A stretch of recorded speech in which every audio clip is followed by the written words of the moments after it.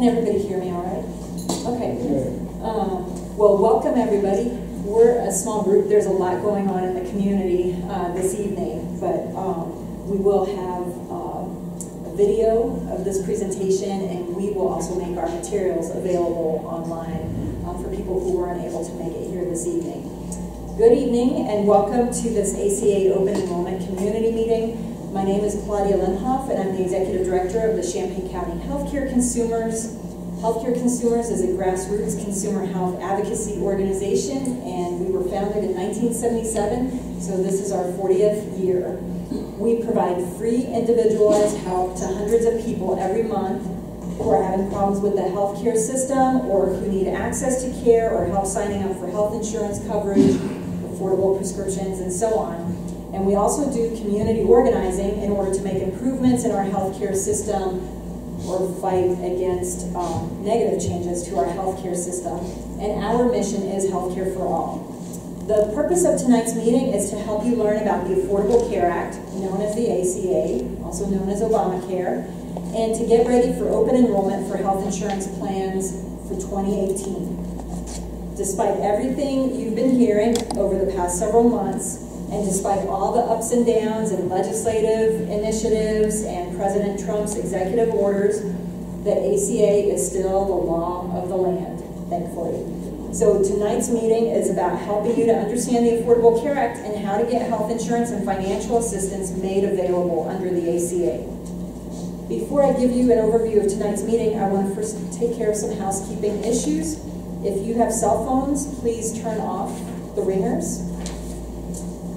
Second, the restrooms are out the door and to the right, and please feel free to get up whenever you need to. The same, in terms of refreshments, please feel free to get up whenever you want to get refreshments. Also, we do have an information table with lots of handouts on specific topics and local resources and so on at the back. Okay, so now I want to tell you how we're running this meeting so you know what to expect. Everyone should have an agenda packet. Your packet includes the agenda. The topics that we're going to talk about are listed there with estimated amounts of time. And your agenda packet also includes a couple of informational materials that you can take with you. And if you need extras, feel free to pick up extras. The little handout just gives you tips for getting ready to sign up. And then the green handout talks about open enrollment, and it explains different income levels for Medicaid versus the marketplace, which we will be talking about. So we're going to run a tight program. We should be finished by 7:30, but folks can stick around afterwards. We might even finish sooner. But also, I wanted to mention that we are fortunate this evening to be joined by our friend Carol West. Carol actually works for the state of Illinois. She works for Get Covered Illinois as well as the Illinois Department of Insurance. So if you have any questions about Illinois-related things, you can ask Carol during our Q&A later on. So that's the overview for tonight's meeting. So now I'd like to go ahead and get started with an overview of the Affordable Care Act. So I'm just going to cover some basics of the Affordable Care Act, not in a lot of detail. But the goals of the Affordable Care Act were to expand health insurance coverage. There were about 50 million uninsured people at the time that the Affordable Care Act was passed, and that number was going up. So the goal was to expand coverage. Another goal was to improve coverage for those who already did have health insurance by bringing in new protections and regulations. And then, of course, also to expand access to and quality of care, and to try to help control rising healthcare costs. This slide, I'm not going to get into, but it shows you what were some of the different things that went effect under the Affordable Care Act in stages. One of the first things that happened when the Affordable Care Act was signed into law, and it took effect in 2010, was that adult children up to age 26 could be covered on their parents' insurance plans. So that was one way of expanding coverage. And then there were some regulations that got put in place, like no lifetime caps, no rescinding coverage. If you got cancer, for example, your insurance company couldn't kick you off insurance because all of a sudden you had cancer, and that is something that happened all the time. That's what we used to see in our office all the time. I've worked there for 20 years, and so I've seen the pre-ACA world. Anyway, there were like these different changes that happened that were mostly about, you know, improving the health insurance system. And then in 2014 was the big expansion, including in the state of Illinois, the Medicaid expansion. We are one of the expansion states, one of the states that chose to expand Medicaid so that people who are lower income could actually get coverage. Adani's in my home state of Texas has not done the Medicaid expansion, and that's why my brother has been uninsured all this time. So anyway, these are some of the changes that happened because of the Affordable Care Act. One of the things to understand about the Affordable Care Act is it organized these benefits and protections. And this is true, you know, across types of, or across insurance, regardless of sort of how you got your insurance, whether through your employer or on the individual marketplace. But some of the benefits we've already talked about, like adult children, but another one is that certain preventive services are covered now at no cost, including well care visits. And the idea behind that is because you want to incentivize people to pursue preventive health, because that helps them be healthier for longer. It also saves money and so on. Contraceptive coverage was one of the benefits, although that's one that's now being rolled back. Really important protections were put into place. No lifetime caps or limits, so people shouldn't run out of, you know, insurance if they've had major illnesses. Insurance companies cannot drop coverage because of illnesses, and people with pre-existing conditions could not be denied insurance or charged more because they had those insurance, because they had pre-existing conditions.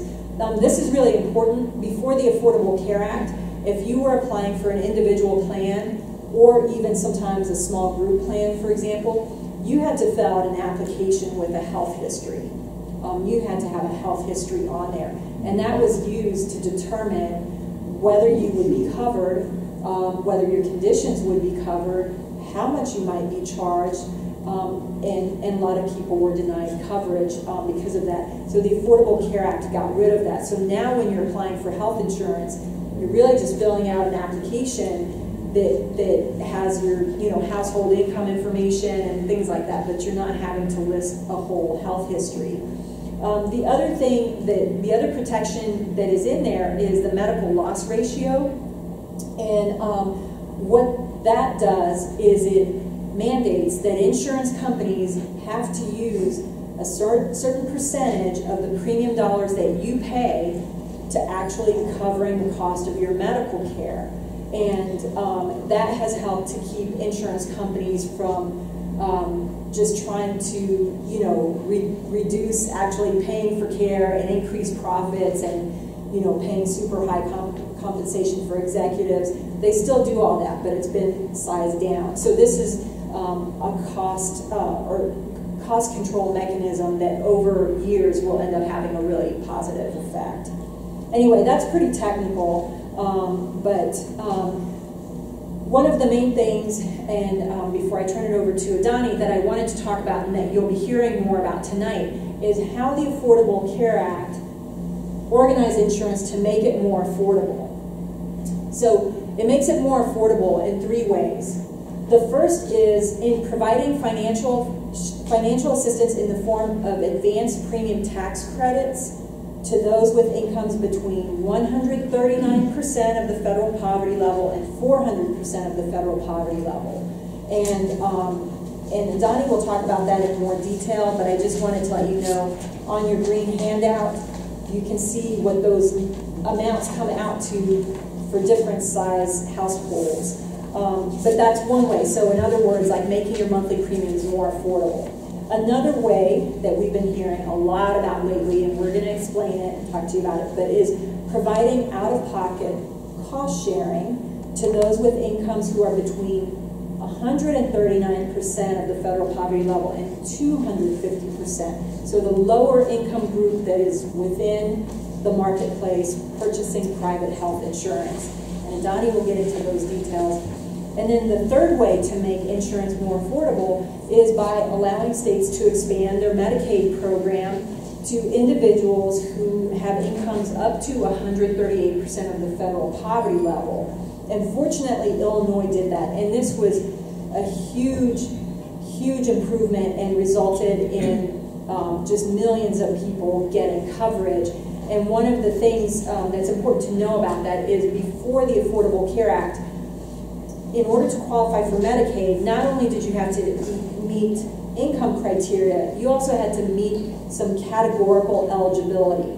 You had to have low income and you had to be a pregnant woman, or you had to have low income and have young children, or you had to have low income and be a disabled person, or you had to have low income and be a senior with Medicare. Under the expanded Medicaid, they got rid of those categories. Those don't matter anymore. It's your income that matters, and that's all that matters, and that's how you qualify for coverage. And so in this community in particular, we've had a huge number of people get covered under Medicaid because a lot of people have low-wage jobs in the service sector and so on. And Medicaid coverage is wonderful, and we'll talk about that more later. But now, to get into the marketplace and open enrollment is Adani Sanchez. Thank you. Hi everyone, good evening. I'm going to talk to you about Health Insurance Marketplace, healthcare.gov, aka Obamacare. Usually what people are, when they talk about Obamacare, they're usually talking specifically about the marketplace. So I'm going to get into a little bit of detail about that. What you need to know about the marketplace, it's still here, it exists. It didn't get upended, it didn't get removed, it didn't get repealed, it's still there. There are affordable options available for people without insurance. All the plans have to cover doctor visits, all the essential health benefits, hospitalizations, emergency room care, and financial help is available, so you can find a plan that fits your budget and fits what you need. All the insurance plans have to show the cost in simple language with no fine print, so making it very transparent, making it more transparent than it used to be. They used to have all this fine print. The ease of the marketplace is that you can compare plans side by side, so that's a very convenient way to just be able to look at them on the same level, look at different plans on the same level. In Illinois, the marketplace is officially called Get Covered Illinois, but we still use healthcare.gov and we go to healthcare.gov when we're applying. It's a one-stop shop where you can find out what you're eligible for, whether it's financial assistance with private plans or if it's Medicaid. We have a state partnership here in Illinois, so it's both federally and state run, so they're working together. The health insurance marketplace can be accessed in many different ways. You can go to the website, healthcare.gov, you can do it over the phone, and you can even ask for a paper version. Open enrollment this year is November 1st through December 15th. This is a big change from past years. Usually we've had a couple of months at least to get people enrolled and to get people aware of what's going on and that they need to sign up for our plan. But this is very short. This is 45 days. And so we're really encouraging everyone to let everyone know, let all your friends know. Open enrollment is very short right now. People already procrastinate, even when we had all those months. So if you can just help spread the word, this is a very short open enrollment period. Health insurance would start January 1st, 2018. So even though it is open enrollment, starting November 1st, those plans that you choose in that time wouldn't start until January of 2018. People will find out if they're eligible for Medicaid, premium subsidies, and cost-sharing reductions through one application.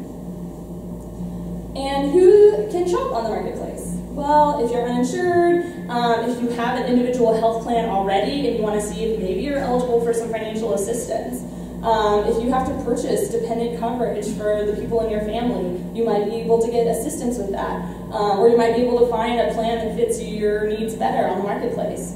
If you have COBRA health insurance, you can go to the marketplace. If you're self-employed and don't have any employees and it's just you can go to the marketplace. Families, small businesses, people who have health insurance that's unaffordable. So if you are offered health insurance through your employer, but it's just too expensive, there is a formula for that, and they say if it's more than 9.5% of your annual income, it's unaffordable, and you can go to the marketplace and get financial assistance. You do have to have some sort of legal documentation, but immigrants are eligible to shop in the marketplace, but they have to be a visa holder, asylee, refugee, something like that. Who cannot shop on the marketplace? If you have Medicare, you cannot shop on the marketplace. You already have creditable coverage. If you have Medicaid, again, you already have creditable coverage, so you cannot shop at the marketplace. If you're currently incarcerated, or if you're undocumented, you cannot shop on the marketplace. I'm not going to read all of those out to you, but these are the 10 essential health benefits that were established through the ACA. So all of the plans have to include coverage for this, even though they cover it in different ways. They do all have some sort of coverage for this. So the benefit isn't always exactly the same across plans, but they do have to cover them all across the plans. And then one little note about dental coverage. Unfortunately, vision and dental were not considered essential health benefits, which is something that we were hoping to be able to work on kind of going forward. So right now we're just kind of struggling to keep the ACA around. So with dental, there is an option to buy separate dental coverage on the marketplace. So if you are concerned about dental as an adult, you can look through those options, but it's only considered an essential health benefit for kids. So that's kind of a frustrating part. There are different levels of coverage. So when you're looking at the plans on the marketplace, you're going to have different levels of coverage. Catastrophic plans are considered just kind of like, you know, emergency room, you get hit by a bus kind of thing. You're usually pretty healthy, you don't have a lot of issues. You really just kind of want to make sure you don't get a huge crazy bill if something horrible happens. So usually the premiums are a little bit lower, but it's about less than 60% of your total average cost of care that it's going to cover.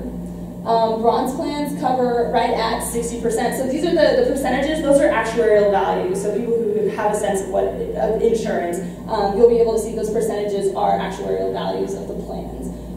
So as you go up into the higher metal levels, they cover more things. So the premiums are going to be more expensive, but your actual costs when you go to the doctor, those are going to be a little bit lower. In Champaign County, we don't have any platinum plans either, so that's kind of something else. The benefits vary between all the levels, but the idea is that all the silver plans are going to cover about 70% of your average costs. The lower the level of plan, the lower the monthly premiums, but the higher out-of-pocket costs. So with one of those catastrophic plans where it has a super low premium, you're paying the full price of that visit until you hit your deductible. There's no $25 visit or like $10 for your prescriptions. You're just kind of paying the full cost up until you're really high deductible. All plans have a maximum out-of-pocket limit, and if you reach that limit, the health plan has to cover all of your costs for the rest of the year. So after you hit that deductible, or after you hit that maximum out-of-pocket limit, which sometimes is the same, but sometimes they're different, the health insurance company pays 100% of your healthcare costs, as long as it's covered and it's like within the network if you have an HMO. All the levels have to cover all 10 essential health benefits, like we talked about earlier. Catastrophic health plans are only available to individuals under 30 years old. If you're over 30 and you've been granted an exemption, you can still get into a catastrophic plan, but you can't get any financial assistance for it. But they do offer some free primary care visits, so you can just kind of go in and get these. Just if you have to go to the doctor for a sore throat, that's the kind of free primary care visit. Because regardless of what kind of plan it is, all the preventive services, those are always going to be free regardless of the plan, the type of plan that you have. That kind of preventive stuff, screenings, those are always going to be free. In Champaign County, the plans were just unveiled yesterday, and so now you can go right now to healthcare.gov. Even though it's not open enrollment yet, you can go and you can see what kind of plans are available in our area. There are 2 companies offering plans, Health Alliance and Blue Cross Blue Shield. There are about 28 plans. Most of them are going to be like bronze and silver plans. So you can see we've got no platinum plans, 2 gold plans, and then 12 bronze and silver. So you can go take a look right now. There's an amazing tool. You can just type in C plans. It's like a big button, big green button, C plans. You can put in your age, you can put in your income, and you can see if you're also eligible for any sort of financial assistance. So I really recommend it. And again, I wanted to call back to the slide that Claudia talked about because I'm going to dive into some of the details in how this insurance is made affordable. So again, premium tax credits, cost sharing, and expanding Medicaid. So those are the ways that insurance was made affordable through the Affordable Care Act. And I kind of wanted to kind of break those down a little bit. The advanced premium tax credit, these are also called subsidies. These apply to private health insurance plans on the marketplace. It's a refundable credit that helps reduce premiums for health insurance. And the tax credit can be taken in advance, so you can get it reduced from your premium, and then that money is paid directly to the health insurance company so that they send you a bill for what's left over, so it's reduced. Or you can take it at the end of the year in a lump sum, and the IRS would pay it directly to you because you didn't apply it to your health insurance premium. You didn't take it in advance. So that's where the income is important, because they're basing this tax credit on what you expect your projected income to be.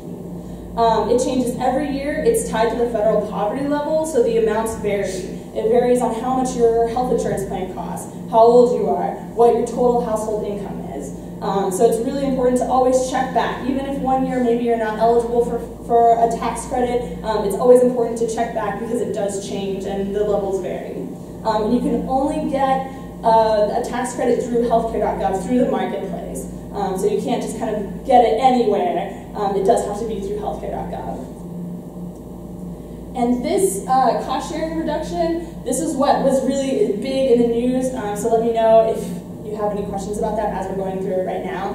So cost sharing is the consumer's portion of healthcare. So that's what you pay at the doctor's office, whether it's a copay, whether it's a deductible or a percentage of the service, that's cost sharing. So a cost sharing reduction is a discount on those things, on deductibles, on copays, on coinsurance. And on the marketplace, those reductions are only on silver plans. So we talked about the different levels. Silver plans are like 70% actuarial value, but because of this reduction, certain people at a certain income level, they can get extra discounts, which makes that value go up higher. So some people who get cost sharing reductions, their silver plan might actually have a value of a gold plan, possibly. So the government, what would happen is the government would reimburse health insurance companies to kind of make them whole, because they would offer these health insurance plans with lower deductibles and lower copays. So the government was basically reimbursing them. But the administration recently stopped those payments, and a judge reinforced, and a judge recently said that that was okay for the administration to not make those payments. So we just kind of wanted to let everyone know that this actually doesn't affect consumers, because with the law, those companies still have to offer that option and that cost sharing reduction. It's just those health insurance companies are now going to have to make up that difference and make up that income in other ways, like increasing premiums. So for people who don't get any assistance at all with their premiums, they're the ones that are going to suffer from this.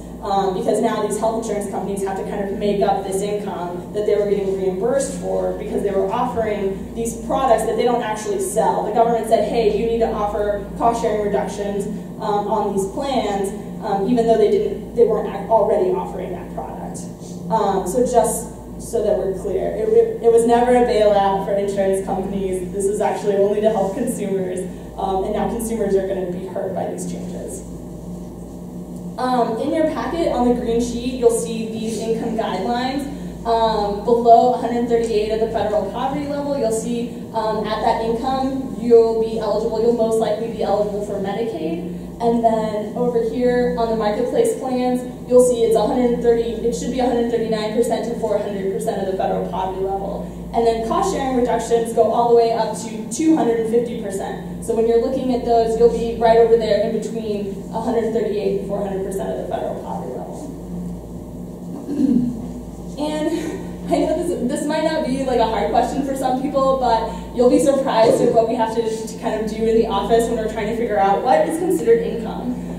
Wages, salaries, tips, net income from self-employment, unemployment compensation, and even though you don't pay taxes on your Social Security, that is considered, for these purposes, for the marketplace, it is considered income. And we do have to count it. Alimony, retirement income, pension income, and then other taxable income is also considered income. Child support is excluded from this. Gifts, supplemental security income, workers' compensation, veterans' disability payments, and then any sort of proceeds from loans. Those are, again, excluded from marketplace income. But again, we offer in-person assistance, so if you do have any questions about whether or not your benefit or whatever is considered income, just come on down to the office, schedule an appointment, we can talk it out. And then I wanted to kind of dive back into Medicaid. One way that insurance has been made more affordable is by expanding Medicaid. This is often called the medical card or public aid. Medicaid is health insurance that's offered by the government and will cover the 10 essential health benefits just like the private plans that are offered in the marketplace. I know people have some questions sometimes about the level of coverage in the marketplace, but it is just right at the level. It's actually more, Medicaid is actually 95% actuarial value, which is something that I think people don't realize. So when we were talking at the levels, it's more than a platinum level plan, just to kind of give you a sense of the coverage that Medicaid has, and it covers vision and dental. Expanded Medicaid for adults has no monthly premium, so it is a free Platinum Plus plan. Medicaid expanded in 2014, and the income limit went up slightly, and categorical requirements were removed, just like Claudia said. Those requirements to be pregnant, to have small children, to be disabled, to be senior, you didn't have to do that anymore. And then Medicaid will not be looking at assets. So when you're looking at applying for Medicaid and you're within like this category under 64, you do not have to worry about having your checking account, your savings account considered as income. And you can apply for Medicaid. You can go through healthcare.gov, but there is also a direct website through the state of Illinois, and that is abe.illinois.gov. So that's it for my part. I'm going to get it over to Chris Garcia, and he's going to help us get ready to enroll.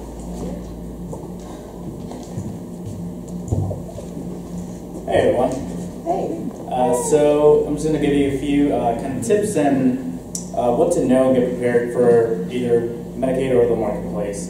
So the first thing, it's important to note that your household is determined by your tax filing status. So dependents, spouses, if you are married, you have to file taxes jointly for the marketplace, unless you're applying for other circumstances where you are head of household and you're legally separated or something like that.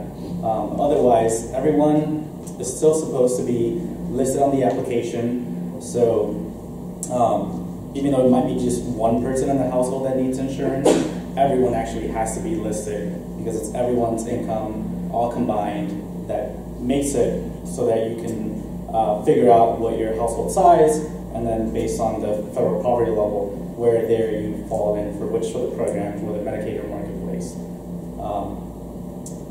Every now and then the marketplace isn't able to verify your identity, so that's something where, for example, if you are a new permanent resident where you just don't have enough credit history, someone could, there's a few like security questions that are asked in the application process, and if you happen to get one of those wrong, those are things where you need to have those documents ready. So birth certificates, state IDs, social security cards, and those need to be uploaded or sent directly to whichever of the two, either Medicaid or marketplace, for them to verify.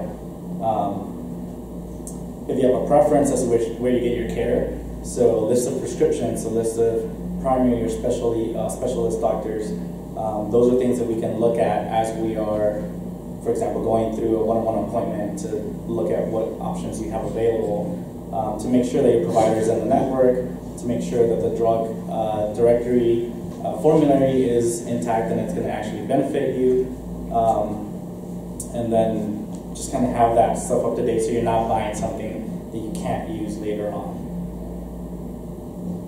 And as Adani said, if you're shopping for Medicaid, fastest option, better choice, is to go to abe.illinois.gov.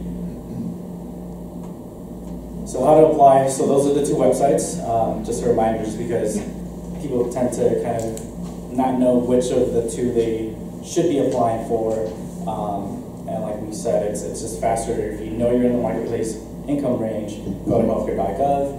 If you are thinking you're within the Medicaid range, it's abe.illinois.gov. And then they both have options for doing over the phone, as well as paper applications. Actually, Abe just updated their website, so it's a little more user-friendly.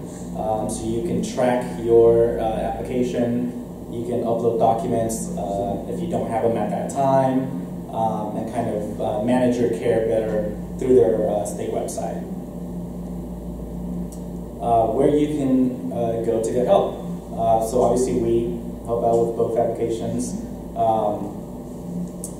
You can call the numbers. There's other local agencies that are listed. If you search on healthcare.gov for your area, you can do by zip code or by city. It'll generate a list of organizations that are providing the service for enrollment. And so these are some tips for renewing your coverage. So even if you've had it for a while, it's always a good idea to just go back and take a look and see what's going to be available for the next year. One of the main things is to review your plan notice. Might say an increase in premium. So like you get two notices, one of them's from your plan, so that's the insurance company, and then you get one about your subsidies. In the application, you have the option to roll over your subsidies for a 5-year period, but that doesn't take into consideration the fact that the federal poverty level changes every year, and there could be changes in your income. So always kind of going back and checking to see what it is that you put in for your income for that year as an estimate, and whether it's going to be about the same for the next year, as well as what your tax credits were. So if your income changed a little bit, or the plan is raising its premium, if you go back and take a look and see what's available again, it could be that those subsidies are going to offset that cost. So even though it's 20% hike in price, you go back, you renew an application, and then your income bracket shifts a little, whether because of the federal poverty level or because your actual income, then that means that you're not going to see that actual increase because you still have those subsidies in place that are going to offset the actual hike that was supposed to be for the consumer. It's actually you're not bearing that brunt, that cost. Updating your application. So, like I said, there's tax credits available. So just knowing to go back and keep the application renewed. You can compare new plans. So if, for example, your insurance company tells you that that plan is not going to be offered for the next year, you can go back and they will usually give you a comparison plan and say this is something that's pretty close to what you had. It might have some changes in either co-payments or deductible or something like that, but you can either choose to just keep that one or you can shop again. There are probably going to be other plans that either fit your need better, or if there isn't anything that you can choose the plan that they're recommending for you. Appealing a decision. So every time you apply for or renew your benefit, you get an eligibility notice. That notice pretty much gives you everything you need to either follow up on, so submitting supporting documents. If you're not happy about the decision of the amount of tax credits that you're getting, it'll give you information on where to follow up on that. So this is the info here. It's health insurance marketplace. You can download these applications. We do these as well. So if you did it on your own and you want to check to see if everything was done right, we can submit an appeal to have your case reviewed. The main thing is to make sure that when you get that eligibility notice, you keep that first page and then the barcode page. Those are how they pretty much find your application in their system.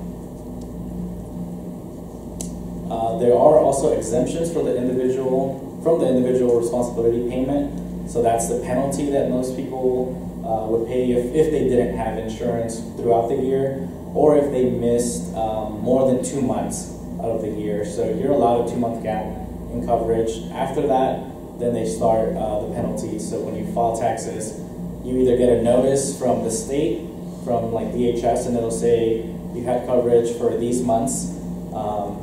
And then if there's more than 2, then you would pay the 3 month or however months the penalty is being broken down to. And then the marketplace will do the same thing. They'll send you a notice saying you had insurance with us for the full year, so you disregard the penalty. You just file your taxes normally. The penalties are for 2018. They're not quite there yet, but for this year, for your filing for this year, the penalty starts at $695 for adults and $347.50 for children under 18. for a household family maximum of $2,085 or 2.5% of your income, whichever is greater. So it's going to be the higher amount that you're going to end up paying at the end of the year.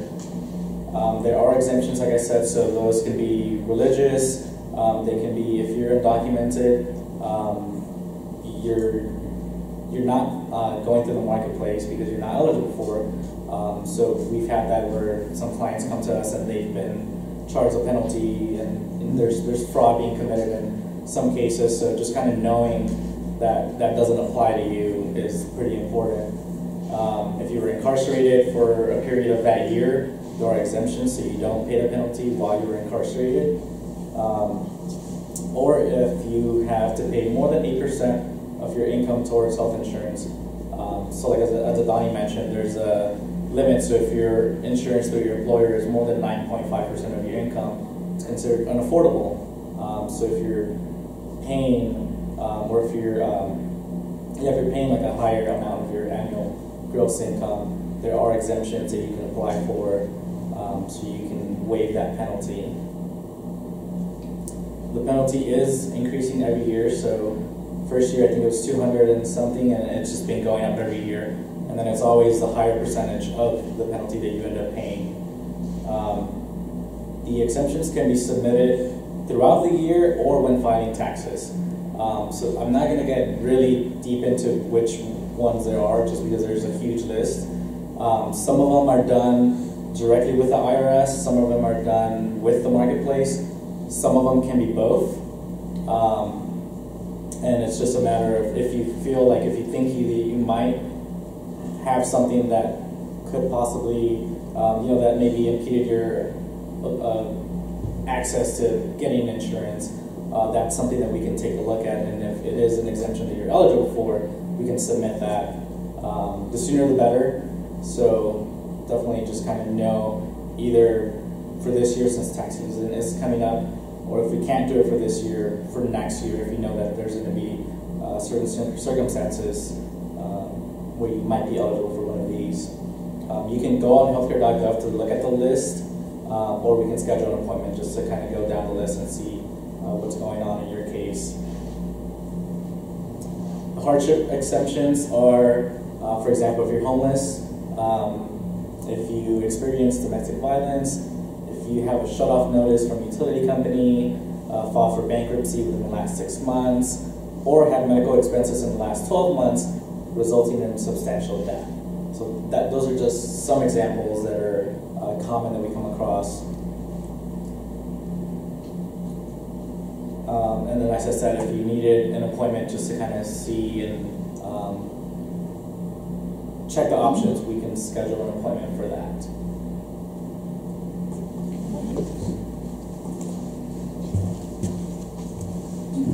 Yeah, I have a couple of things listed on here. So a lot of conversation has been happening around the ACA, and I just kind of wanted to touch on a couple of things, and then whatever y'all feel like you wanted to add. But I just put this on here so I would remember things that I wanted to talk about. So you're going to hear a lot about premium increases, especially right now, because there was a lot of instability about these cost-sharing payments being made to health insurance companies, and that did affect a lot of the pricing for health insurance plans. But a majority of the people who are on the health insurance marketplace are receiving subsidies that take into account what that price is going to be, and then creates an additional subsidy, right? So the subsidy is padding that cost of that premium. So again, people are talking about premium increases, but a lot of people are going to be insulated from that cost. Can I say something? Yes. So Carol from Get Covered Illinois and from Illinois Department of Insurance asked me to make sure to let y'all know that the cost sharing reduction, when Trump signed his executive order and said I'm not going to pay it and all that, a lot of states, as they were working with their plans, they were, plans were trying to figure out how to price, their plans, and about 20 to 25% of the increase in premiums is because insurance companies were anticipating the cut in these cost-sharing reduction payments. But Carol wanted me to let y'all know that for 2018, Illinois asked their carriers to figure their premiums, so this was in advance, to figure out their premiums without the cost-sharing payments. So, is that right? Mm-hmm. So Illinois was anticipating that the Trump, or I was going to say the Trump administration, that Trump was going to say, I'm not going to allow these cost-sharing payments anymore. And so they went ahead and told insurance plans just to assume that that was going to happen and price their plans accordingly. And that's why the higher prices in the premiums.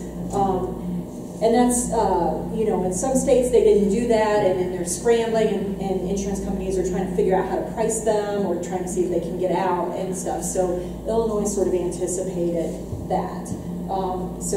But again, about 20% or so of the increase in the premiums is directly related to the uncertainty about the cost sharing reduction payments.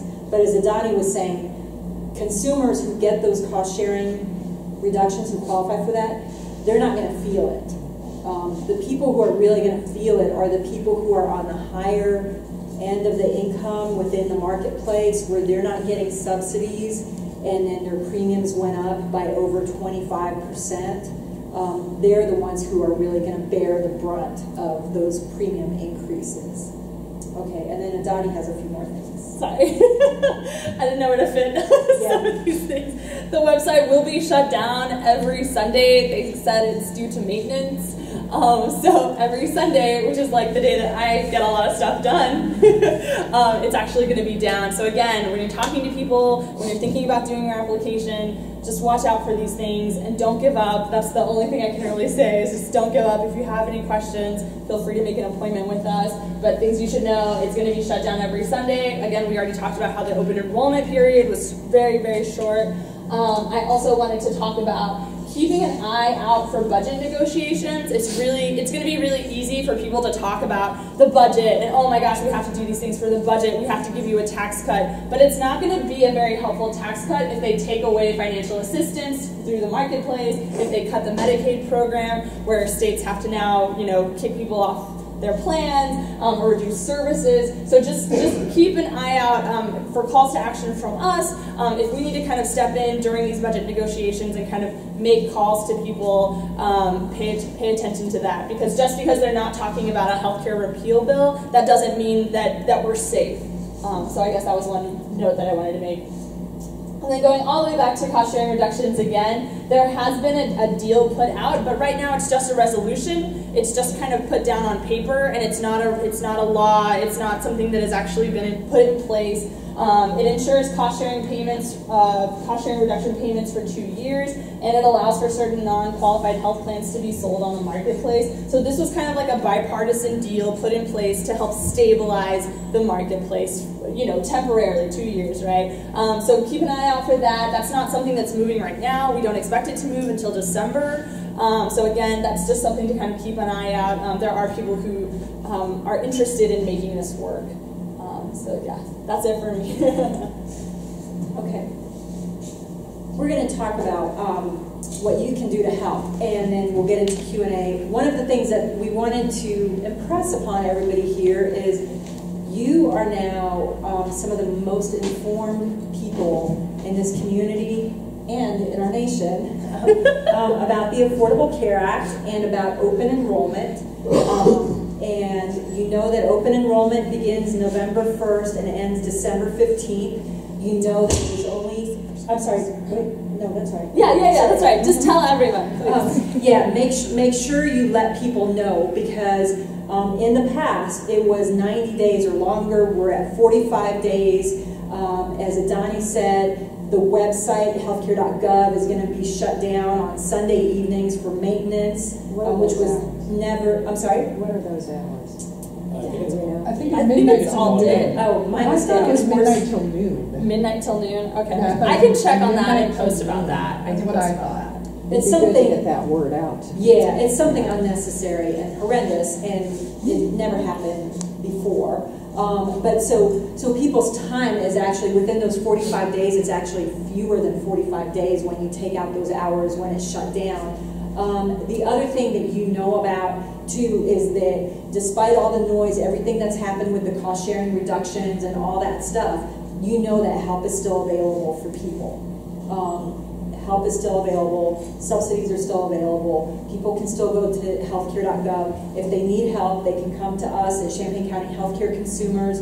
Another place where there are enrollment assisters available is Francis Nelson Health Center. I don't really know how it works with them as far as getting scheduled, but we are the only 2 organizations or agencies in this community who have certified, trained people who can help. And their time slots are filling up. So anyway, so what you can do to help is make sure you're on our email list. Make sure you communicate with us on Facebook. We'll be putting out information. Please help get that information out and let people know where they can come to get help. And then, like Adani said, more advocacy will be needed going forward. Now it's going to focus on the budget and the tax reform bill. And remember how in the previous efforts to repeal the Affordable Care Act, there was also this other component to it that was about sort of radically restructuring the funding of Medicaid to cut it tremendously. That failed thanks to people's activism, but some of those funding cuts are showing up again in tax reform and budget stuff, and we're going to have to fight against that. So that's what you can do to help. And then, there's some resources here, and I think we're ready to go to Q&A. So if y'all have questions, everyone's nice right now. Brian. Adani, you kept using this word, I don't know what it meant. Sorry. Actuarial. I'm sorry. So actuarial, and the reason we use it is because some people are hearing it more and more, but on those like... Claudia made me say that, right? Yeah, not over and over again, but just... the actuarial value of the plan is the percentage that it covers that you don't have to pay. So Adani showed the catastrophic, the bronze and all that, and they have different levels of coverage, 60%, 70%. That's the actuarial value of the plan. So in general, on average, your plan will cover that percent of your healthcare costs in a year. And the reason we just mentioned it is because sometimes in the newspaper or TV, you'll hear about actuarial value, but people don't really know what that means. And also to illustrate that Medicaid has a fantastic actuarial value. Medicaid is like, if you get Medicaid from a health insurance perspective, man, that's like hitting the lotto. You've got it made. It's a wonderful program for people who qualify for it because it's close to like 90 or 95% actuarial value. Yeah, I broke my foot at the beginning of the summer and I didn't have to pay for hardly anything because I had Medicaid. Hey, yay! Good job. Sorry about your foot though. Are there access problems with it though? Not in this community. So Carl, Christie doesn't accept new Medicaid patients, but they do accept their patients who are already established with Medicaid. Presence Hospital accepts Medicaid, Francis Nelson. I mean, there are difficulties when it comes to like dental, that's already a difficult region, anyway, a difficult area. So but when it comes to providers, in general, one of the Christie is a for-profit clinic, and so. And then Carl, Presence are nonprofit, and so the for-profit clinics are sometimes more willing to limit access based on payer source. We're recording this, so I'm trying to explain it properly. Oh, sorry. So, okay. Other questions? Or? I got another one. I won't take a long time, but okay. So if I'm on Medicaid, hypothetically. And let's say I change my job, but my income doesn't really change. Do I need to update that anywhere? Is there you still want to talk to the Medicaid office. You can call them on the phone. You can send them, just mail them or fax them a new pay stub. You should be able to just upload now. But yeah, hopefully with the new ABE, like you should go to abe.illinois.gov right now and like update your case and like get connected to their system so that they'll find your case and then connect your login to it. And then you should just be able to upload and do all that stuff online. That's a good point. And you can, they even said that you'll be able to redetermine online too, right? Oh, that's awesome.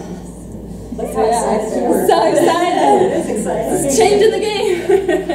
It's going to be really good. So you should be able to start doing that stuff online, I hope. It was a little glitchy when I used it the other day. But we're going to get through that. It's going to be fine. It's going to be worth it. Yeah.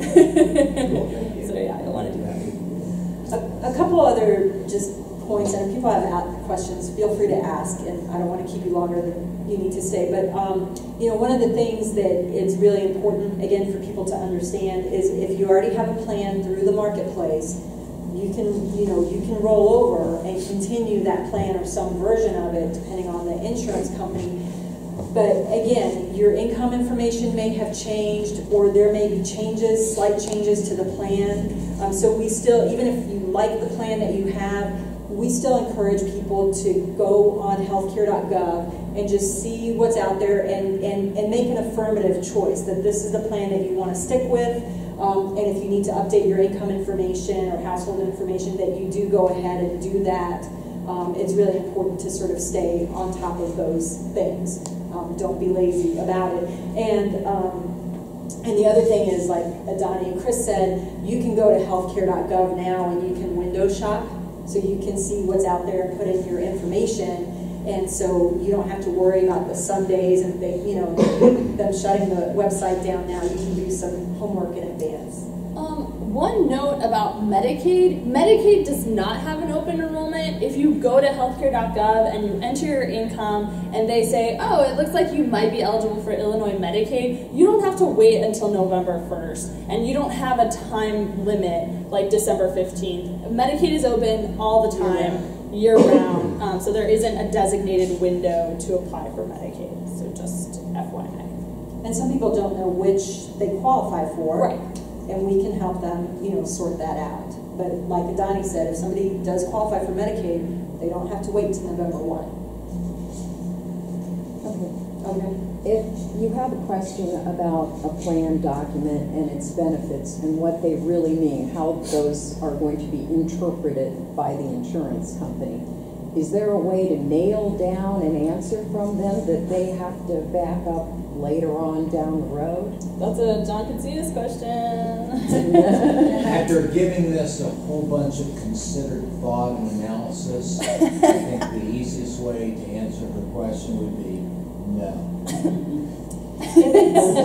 That's been my experience, but I thought maybe there was a You way. can talk to people who are knowledgeable about that system and stuff, but you're not going to get that definitive, hold this in your pocket in case something changes down the line. Kind of answer. Every now and then, like with Health Alliance, if something is going on, we might be able to get attention to an issue. The new CEO, John Snyder, is pretty responsive, and they will do their work and due diligence on a case if we bring it to their attention. So if something happens, you can always try that route if it's with Health Alliance.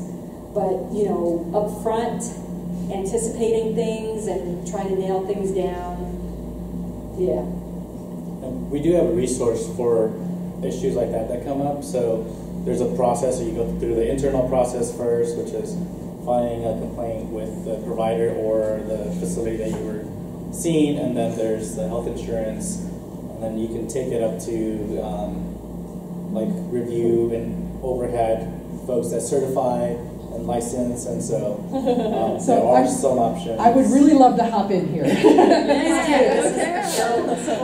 So one of the things that we are highly encouraging from the Department of Insurance is that consumers in the communities and communities know what's happening with insurance companies, and until we hear about it, until we see patterns, we are unable to regulate.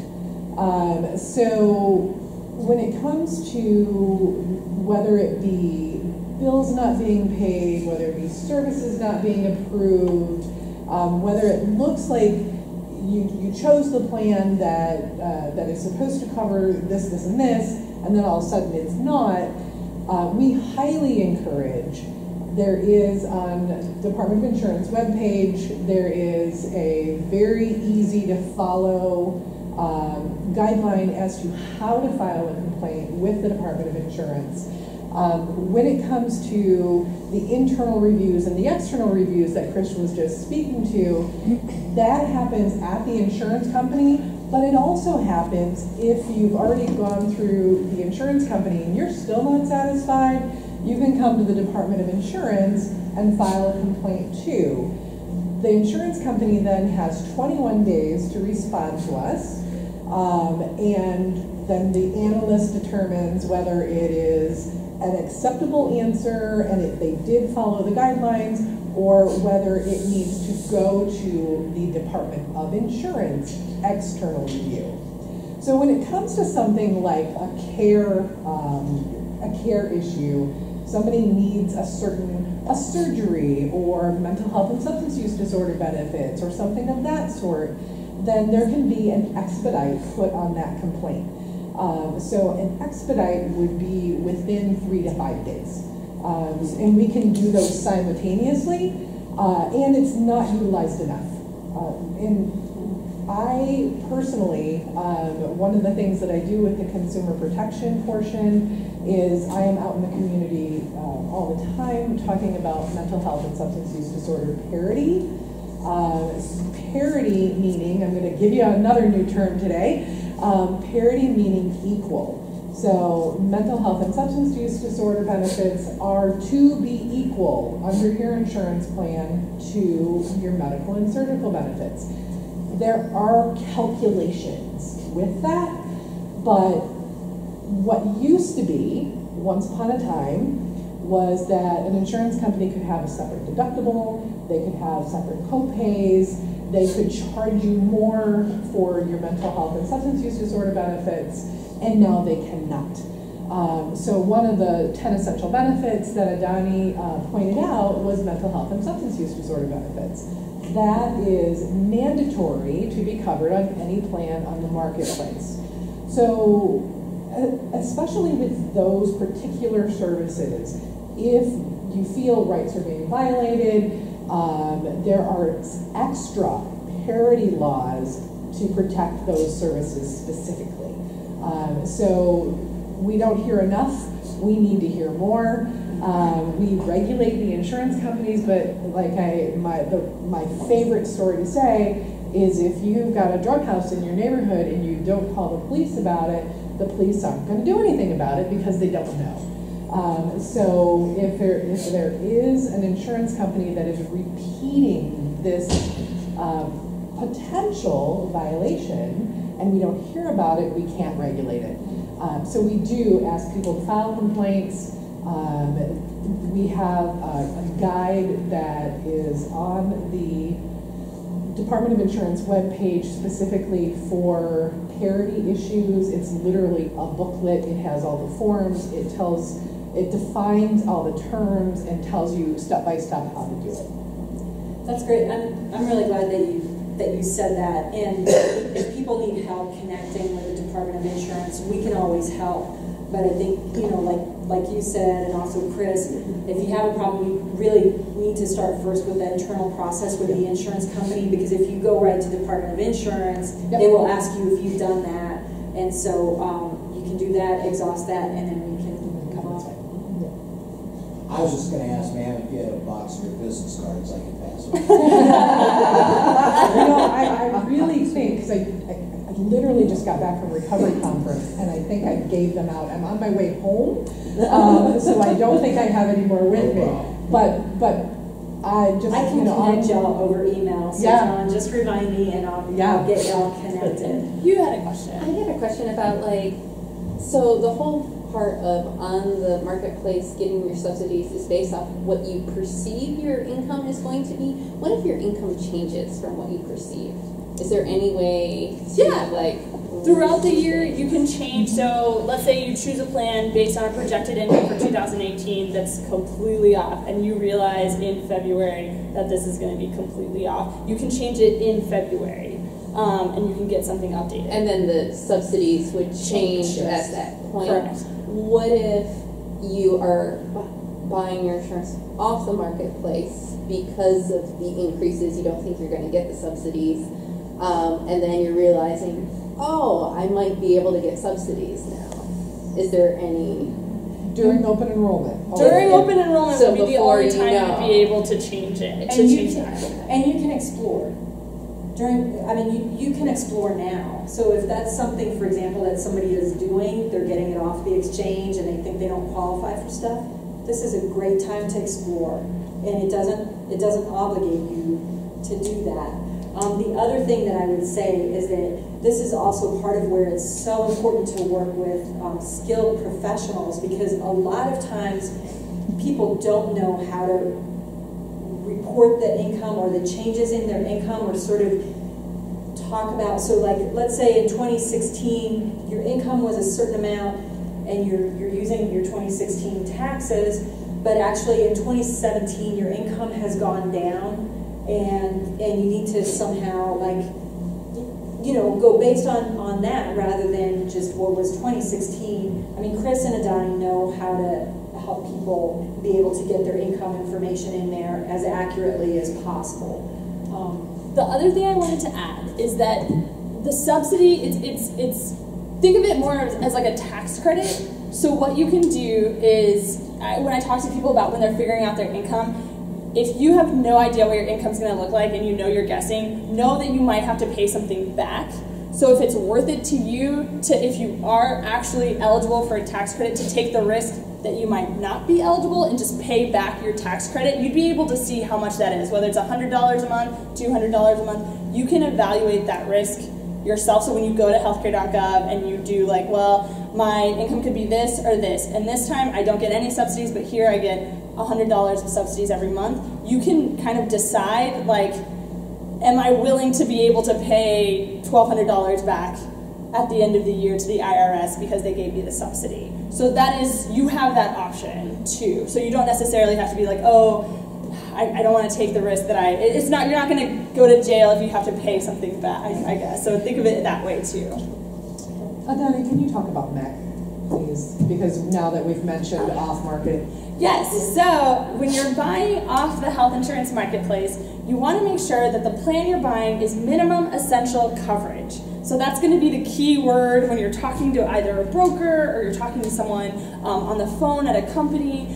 It's called minimum essential coverage. It doesn't have to be a marketplace plan. There are off-marketplace plans that are good and they're qualified and they're, you know, they are going to meet all of the rules. But if you do not get a plan that is minimum essential coverage, and they ask you on your tax forms, do you have minimum essential coverage? And you have to say no because you bought a short-term plan, or you bought something that doesn't meet these requirements under the ACA, you're still going to get fined even though you were paying for this health insurance plan. So there are a lot of scams out there. There are a lot of people trying to sell you like, this is approved on the marketplace. No, what you're going to want to ask them for is this minimum essential coverage, yes or no. So that's going to be the key word there if you're looking off of the marketplace, which is totally fine, totally legit.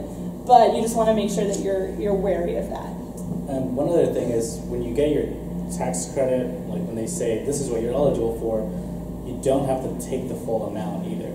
You can select, like if you're not sure and you don't want to take all of the risk and having to pay it all back, you can say, I can take a portion of the tax credit, half, 3/4, whatever the amount, and the other amount, it's not being paid out, but it is kind of being saved there. So at the end of the year, instead of paying $1,200 or whatever, there was a portion that wasn't being used where you were kind of taking that incentive and paying it up front out of your pocket, and it can reduce your costs at the end of the year. Because again, it's a tax credit. Like, you could just take none of it, say you're eligible for it, and then just get it at the end of the year.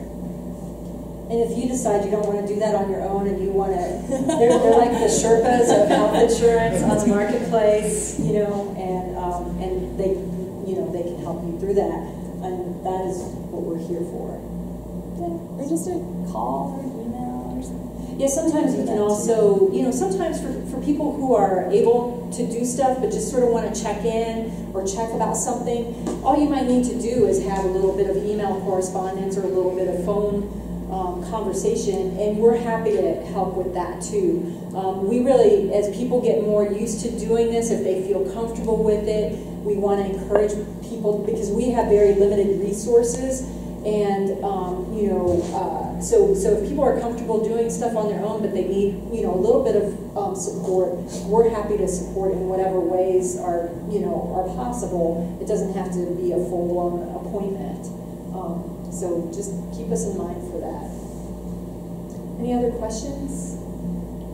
Well, we will wrap up then, and then if you want to talk to us individually, that's fine. I wanted to thank y'all for spending your evening with us and for becoming super educated about this. And we will put our information up on Facebook and on our website, and we'll probably send out an email that has links to where people can look at the presentation if they want, the video as well as the PowerPoint.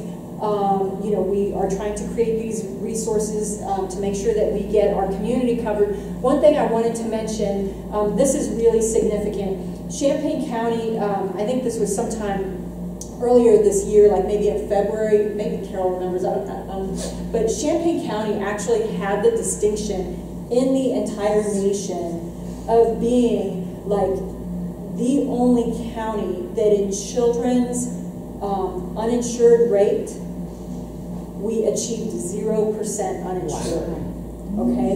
And that was because of all this enrollment work and everything and getting families covered. Now that doesn't mean that there aren't kids out there here and there who don't have coverage here and there, but on an aggregate, we are the only county in the nation that actually achieved in 2016 that received or achieved 0 child uninsured rate, and we also had huge increases. And the year prior to that, Champaign County was 5th in the nation for people that signed up on QHPs, quality health plans.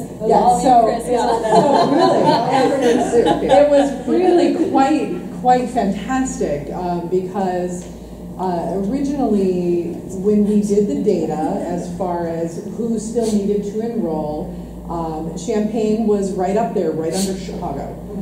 So Chicago, highest uninsured rate. Then when you go down to outside of the collar counties, Champaign was right there. It was next in line. And so we did some press conferences, and these guys are fantastic. And they are the trusted experts in this area. They are who I go to, who I refer people to, and it was the Champaign County consistently comes up on top and is talked about at the federal level. And you all can help. Part of the reason is because of this community and willing to share information and resources, and so you all are part of that. So, we thank you very much. We want to keep what we've got. We've got people covered. We know that with all the changes at the federal level under this administration, they, have slashed the budget for education and outreach.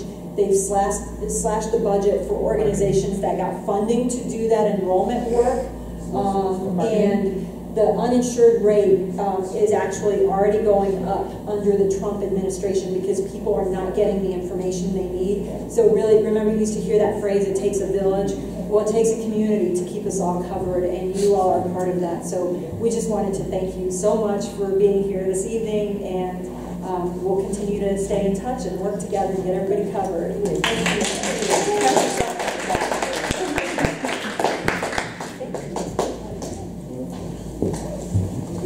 I can have some more cheese. All right. Yeah.